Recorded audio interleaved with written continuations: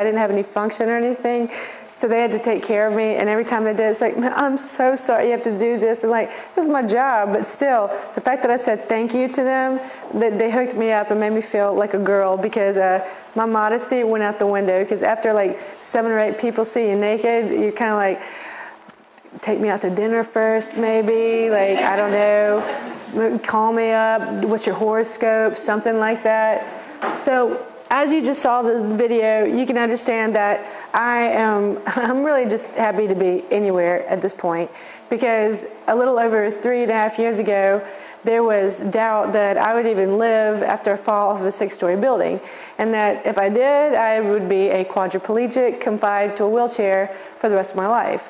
And that's a hard reality for a young dancer to comprehend. So I decided that my investment in myself and in my goals, it couldn't end there.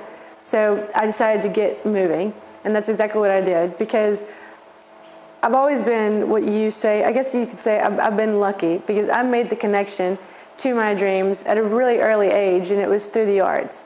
Dance classes at age 9, school plays. I was a teen news reporter for the local television station. I was the lead role on a children's educational program that aired around the country when I was 10. You know, I graduated college with a degree in theater and dance. I went on to go perform at many different prestigious regional and acting companies around the country, all the while striving to perfect my dancing and my acting ability. But you know, everything was going good. Then finally, what I did was I packed my bags, you guys, and I was ready to do what I'd wanted my whole life, which was to follow my dreams. So that's exactly what I did. I packed my bags and I moved to New York City, knowing that one day I was going to be on that Broadway stage. And I was living in New York for about 8 months, just getting used to the city, auditioning wherever I could. I even got a few acting and dancing gigs. And I just finished a rigorous Pilates certification process because I was ready to invest in myself and I wanted to support myself. I didn't really want to do the whole starving artist thing. It just wasn't really for me. I was ready to invest in myself, and I wanted to do good work that would help other people feel good and, you know, get healthier while make a living out of it. So if you were to ask me what was I waiting for, it was nothing. I mean, I was moving and I was grooving and life was good. But then the unexpected happened. You know, I came home after a great audition, realized that I locked myself out of my 5th floor apartment building, and I went to the roof. And on the roof, this is where we used to go over our lines and sunbathe. So this is something I was very familiar with. And I thought I could find a way in down the fire escape. Again, that's when I looked down and thought to myself, no way. I've done a lot of dumb things in my life, but attempting this would probably take the cake. Not to mention, I think I'm going to make a lot of people mad if I attempt this and miss. They're going to be mad at me, so I'm not going to do it. And I turned around. I don't know if I slipped. I don't know what happened, but I fell 6 stories from my apartment building. You know, how I fell is a mystery, and how I survived is, I mean, like, that's a miracle. I was in and out of consciousness thinking that I was lying in my bed in my bedroom having probably the worst dream of my entire life. So, you know, I was saying to myself, help, please, someone help me. And they did. They did come and help, but not right away. And I laid on the ground for 8 hours until somebody found me. And the person that found me was my superintendent. You know, it's true what they say about Mississippi being the hospitality state. Well, every day when I left my apartment, I always said hello to him, always. 9 times out of 10, he wouldn't say hello back. I'd be lucky if I get a grunt. It's like, hey, how you doing?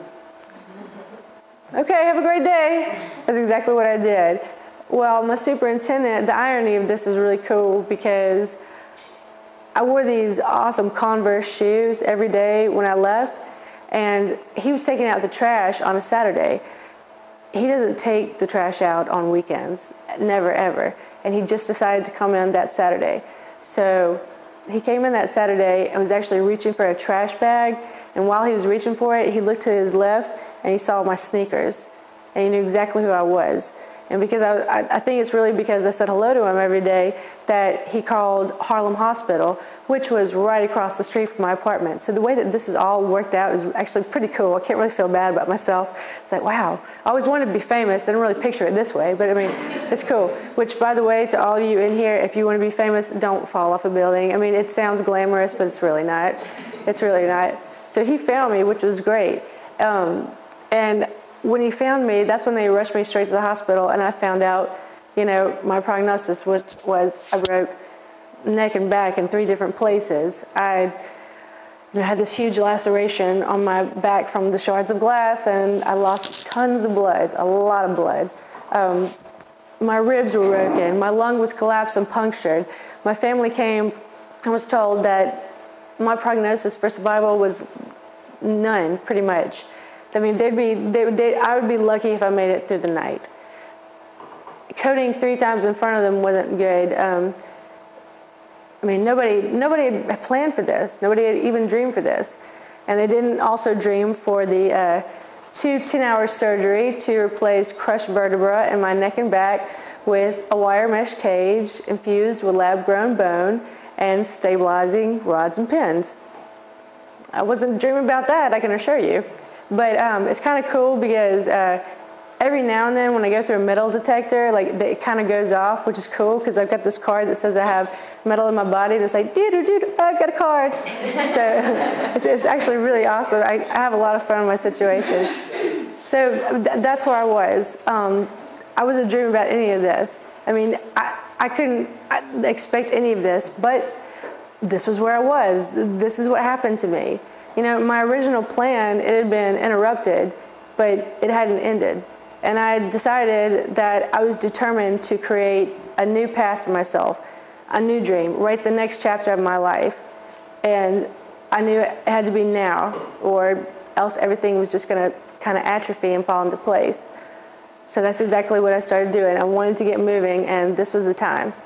So I was in therapy, and therapy was kind of like my playground because, first off, I was the youngest person in physical therapy with a bunch of old people. I was 25 at the time.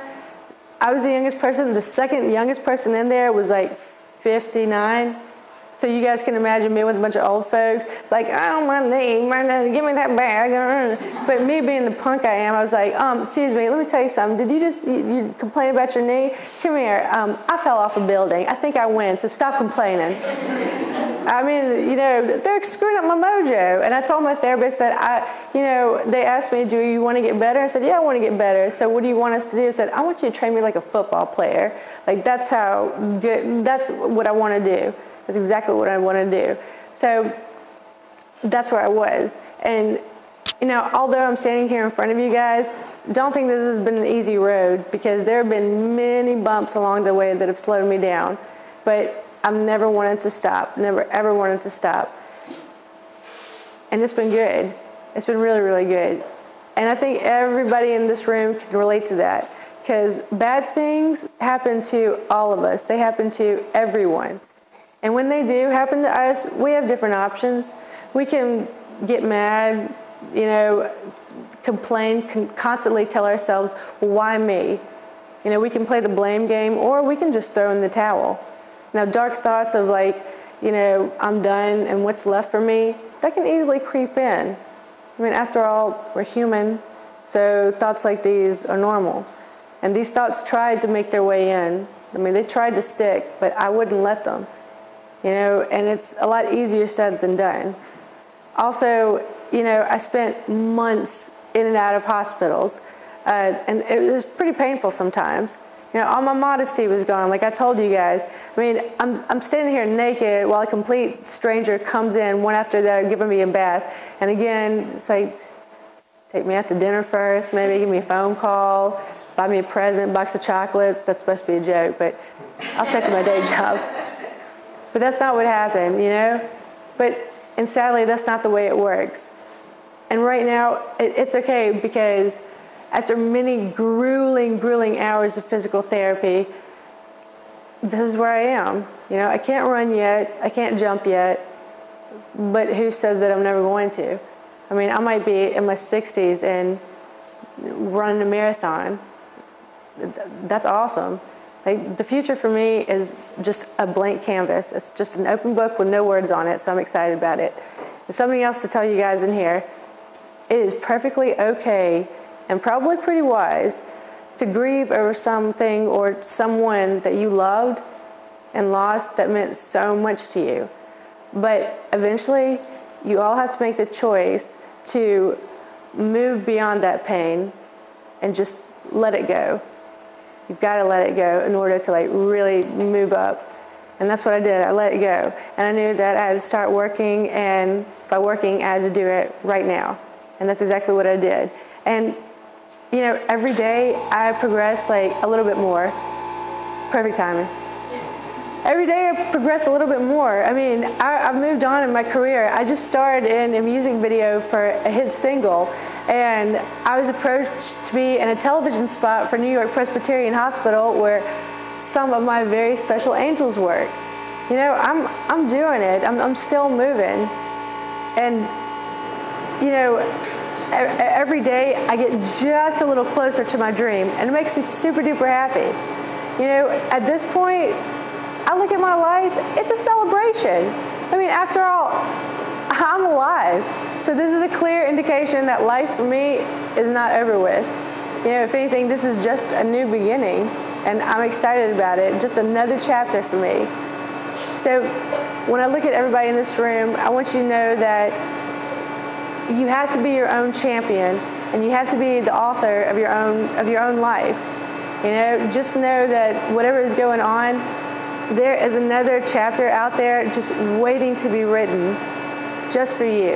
And you have to also remember that if you see somebody in need that needs some encouraging, make sure you give it to them. Now, life is a two-way street. When you've been given that opportunity that somebody cared about you, you got to remember to throw it back. You know, it's a whole like circle of life kind of thing. The Lion King would be happy I said that. So I'm really happy with my life, and if I stood up here and told you guys that I don't have bad days, I'd be lying. You know, there's a lot of days I've cried. There's a lot of days I've had those thoughts, but then they usually last for about 2 seconds, because I look at myself and say, wait, what am I doing? This isn't, you know, going anywhere. I'm not making my choices any better. Like, this isn't fixing anything. And personally, nobody wants to be around anybody with a sour attitude. You know, all you do is just isolate yourself from your friends and family who you need them the most. So do the encouraging part and be your own author of your life. You know, and if you have a dream, you have to work for it. You have to fight for it. You know, the reason why I did so good with what I was doing is because my love for performance taught me that anything worth having is worth working for. You have to practice, practice. Work, work, try.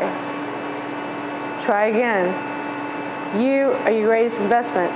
You. So try it out. It does work, I promise you. You have to fight for it, you have to believe in it, and you have to know that it's out there no matter what. And I think, like, do you guys know who Stevie Wonder is? I can't hear that. Yes or no? Yes. Okay, well, Stevie Wonder's got this great song that says, keep smiling and keep shining. Well, that's what I plan on doing, and I hope that all you guys plan on doing the exact same thing. So thank you for letting me be here today. I love coming to Hattiesburg, and being able to talk to all you guys makes me really super duper happy, because I'm going to put you all on my Facebook page. Actually, I don't know where my camera is. Can I get a picture of all you guys? Can you just sit where you are and everybody like wave? Can I do that? By the way, this is Tiffany. Can you guys say, hey, Tiffany? Everybody strike a pose. Look cool. I'm serious. Arms up, arms up. You got to move around. Everybody look cool.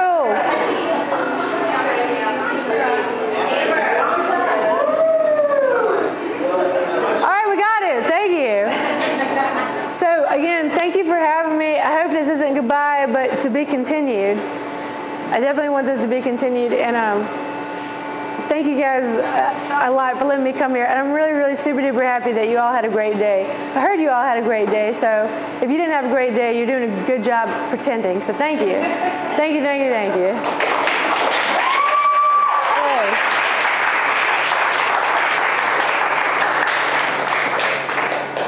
Do you guys have any questions? Oh yeah. And you can ask me any questions because my life is like an open book. Like really, it's open. Yeah. Hold on one second. Say it again. You ever go back to that spot where you fell? Not yet, but I've been back to New York. I passed by the apartment, but they wouldn't let me on the roof. Huh? Say what? Just to check and see how you get Not yet, because honestly, they won't let me on the roof. I think it's a pretty good idea though. Yeah, Oh yeah. Yes. Why did you wait there so long? Because it was at nighttime, and it was in an air shaft. Because all the buildings in New York, because they're all close together, they have these little air shafts in between. So where I fell like at the very bottom of the apartments. So and all the windows faced into the air shaft, and nobody really looks out that window. So that's why nobody heard me do a thud, and nobody went to see anything because the guy that lived at the very bottom of the apartment complex was a bad alcoholic. So I think he was in his, when I did thud, I think he was probably like drinking some and just thought, I don't know, it was the wind. I think so. Does anybody else have a question? I was just going to ask if you had roommates, but Oh yeah, actually all my roommates are still up there. My roommates are my heroes. so they need working for you. No, because one of the roommates had a girlfriend, and he was not. Everybody was spending the night somewhere else. That's why I wouldn't be able to get in. Doesn't that stink? Anything else? Yes. What was that Broadway play you did that Grace Williams did? Huh? What was it called? Say it again. The Broadway, what you did before you fell? What was it called? Oh, what I was doing? I was auditioning for something called In the Heights. It's a musical, really cool musical. Everybody's in there has dark hair and brown eyes, so I was looking forward to it. Yes. Yeah, actually, I'm dancing right now. Well, here, if I do this, I'm doing river dance right now, but nobody knows it. Yeah, I'm dancing right now. In fact, I'm working on a couple of grants to get me dancing. I danced all summer long.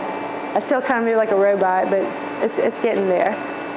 Anybody else? Yes. Southern Hospitality ever rub off on the superintendent? I'm sorry, say it again? Did the Southern Hospitality ever rub off on the superintendent? Oh yeah, absolutely. Actually, it did, because when cameras came up, because I've got a documentary about me right now that's being made, and he shines in front of the camera. He's like, "Oh yeah, I found her. Yes, yes, wonderful." But yeah, he's super duper nice, and he knew my name this whole time too, which is even cooler. Anybody else? Yes. I do motivational speaking, and I'm doing motivational speaking to support me financially so I can take dance classes because I'm poor. Medical bills are very expensive. Anybody else? Are you living back in this area? Yeah, I'm in Jackson right now because they wanted me to do my rehabilitation in New York, but we checked, and there are 12 top rehabilitation centers in the country, and Mississippi is one of them. So see, we don't all walk around barefoot and like have straw in our teeth. So that's a joke also.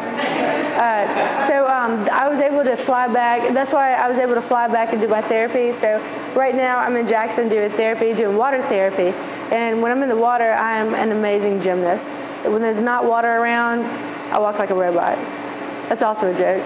I'm really bad at jokes. Anybody else? Yes. When you say you had bad days and you see something positive, Uh-huh. how bad did you ever have a beach party or just feel No.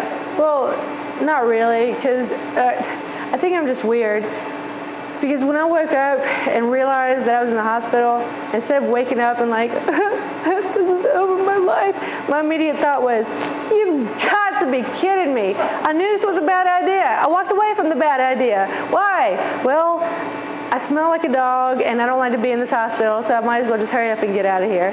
That's really the way I felt. And I don't know, that's why it always makes, it's like a foreign concept when I hear people have bad days and they're just like, you know, this hurts and I don't feel good and this and that. It's like, well, if it doesn't feel good, why don't you fix the situation?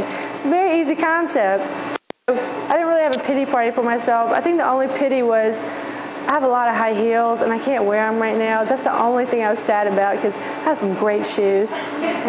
Hudson's and me are best friends. Anybody else? Yes. Oh, it's all good. Hey. I have funny hands. It's part of my back and neck surgery.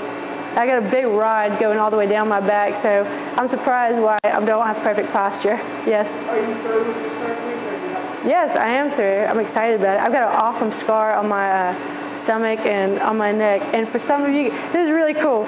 Because I broke my lower back, they had to rip open my stomach to get through the lower part of my back. Isn't it weird and gross?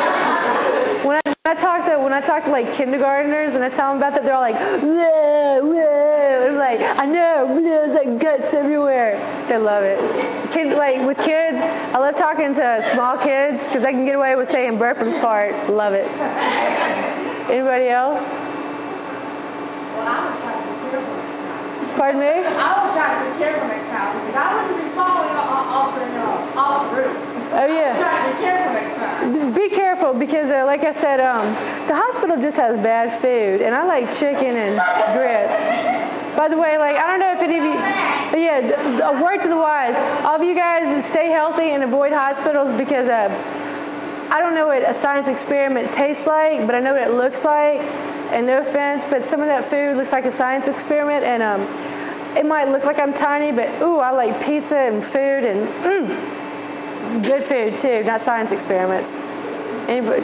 Yes? Do you have any sisters or brothers? Yeah, actually, contrary to popular belief, I have a younger brother who's a personal trainer, which is funny because like I was just about to be a personal trainer, but my brother was my personal trainer in the hospital too because I couldn't move because all my muscles had like went to sleep. And he was like, hey, Nicole, are you thirsty? And I was like, yeah, I'm thirsty. He goes, here's some water. Now get it. So, yeah, you better be glad I'm in this hospital bed, buddy. I have a best friend who was paralyzed. They said she was paralyzed from her eyeballs down, but we made her neck down, and she said it's the best thing ever happened to her. She never has a bad day. I mean, she's just awesome. Oh, my God, are you kidding? Yeah. Always awesome. Handicap rocks. You get good parking. You're always like in good seats at restaurants. You know those seats for the movie theater? They hook you up. Like it's gonna suck when I start to get better because I can't use any of these perks ever again. I mean, like the good parking and everything else. It's not bad. I went to a concert and I got to stand right in the front row. There's a bunch of guys and girls next to me in wheelchairs. I was like, this is so cool. I'm like, I know, handicap rocks. It's like, I know. Anybody else? If you want to learn more about me, I'll be the first to tell you guys. I'm about to launch my own website, which I'm really excited about, and it's called YouCan'tStopThisDancer.com. .com.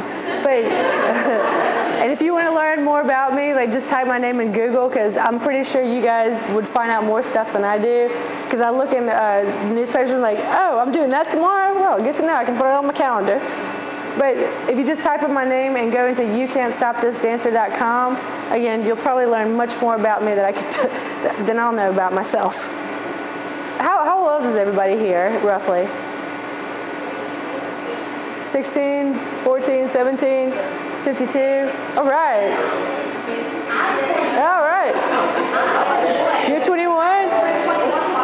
Whoa, 21. All right.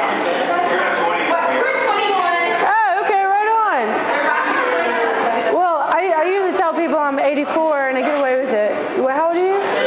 Oh, you're 17, so you got ages all over this place. All right. Is there any more questions? Yes, no, maybe so. Go on the website because you'll learn a lot, and the more hits I get, the more popular, and I want to be popular because I was never popular in high school. That's a joke. Thank you guys again. I really appreciate it. Yay. We have a little happy for you, Nicole. It's from IDS. Don't let the velvet bag fool you. Oh, I thought that was tequila for a second. I was like, no, I'm just It's gonna slip you some minutes, but I gotta calm down. That's it. Really? Yeah. I always wanted the black bag. This is awesome. I love it and treat it and water it. You might have to open it for me, but this is awesome. Yeah. It's got a keychain Yeah, too. you have a keychain. Oh, the bag opens, so it's awesome. IDS. It gets better and better. Yeah. It's a keychain? No, this is actually like a clock. I like clocks because I can't tell time. Whoa, you guys want to see what I got? Look at the clock. It's personalized by IDS, and then it has. Oh, it's a calculator. Good, because you know, like I graduated with a degree in theater and dance because I don't know numbers or letters. They're like German. That's a joke also. Okay. Where's your sense of humor? I'll stick to my day job. Cool. Spell your last name. It's MARQUEZ. And if you want to put like Your Highness next to it, that's fine. No, I'm just kidding. Wow, this is so cool. Warriors of talent. I know. I can't get it back in. It was my fault. Okay, before Jerry goes into his long spiel about data and what we need to do for future, IDS, and all this stuff,